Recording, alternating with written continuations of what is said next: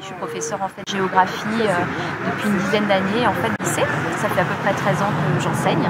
C'est la première fois en fait d'occuper mon lycée ce soir, puisqu'on a prévu en fait de faire une occupation nocturne du lycée, protester en fait là, symboliquement on va dire contre plusieurs choses. Déjà la réforme Blanquer, la mise en œuvre des O3C avec la réforme du bac et aussi la réforme en fait parce que ça fait déjà plus d'un mois aussi qu'on est mobilisé en fait cette réforme et moi personnellement ça fait par exemple 16 jours que j'ai 16 jours de grève depuis le 5 décembre dernier en fait.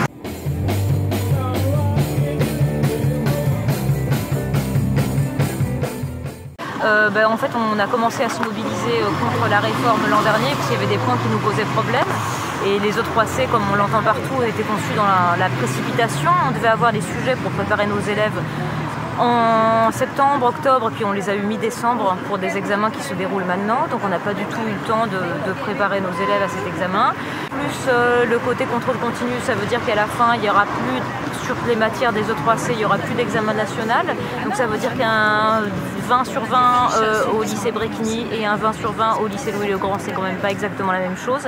Et nous, on trouvait ça quand même sympathique et intéressant d'avoir au moins une fois dans la scolarité de l'élève, même si ça ne compte pas pour la future orientation des élèves, des notes de bac qui soient les mêmes exactement partout.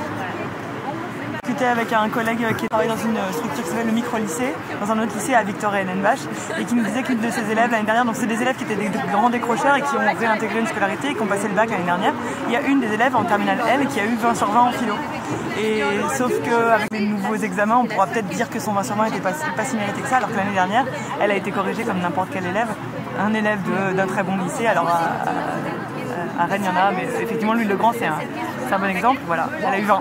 Nous on craint un peu, on craint beaucoup que les réputations des établissements prennent le pas sur la vraie valeur et les vraies qualités de nos élèves.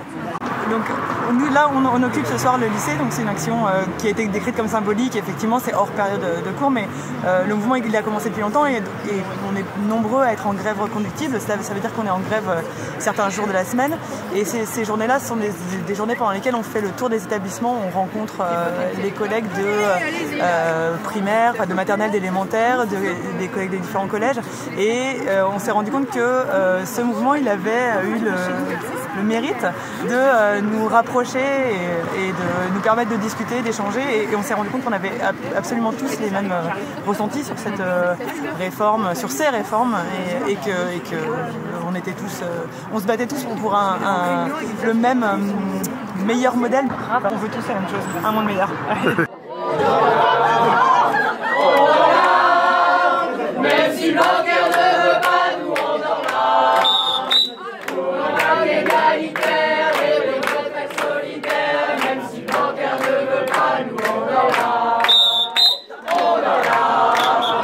On en a. Même si Blanquer ne veut pas, nous on en a. On a l'égalitaire et les retraites solidaires. Même si Blanquer ne veut pas, nous on en a.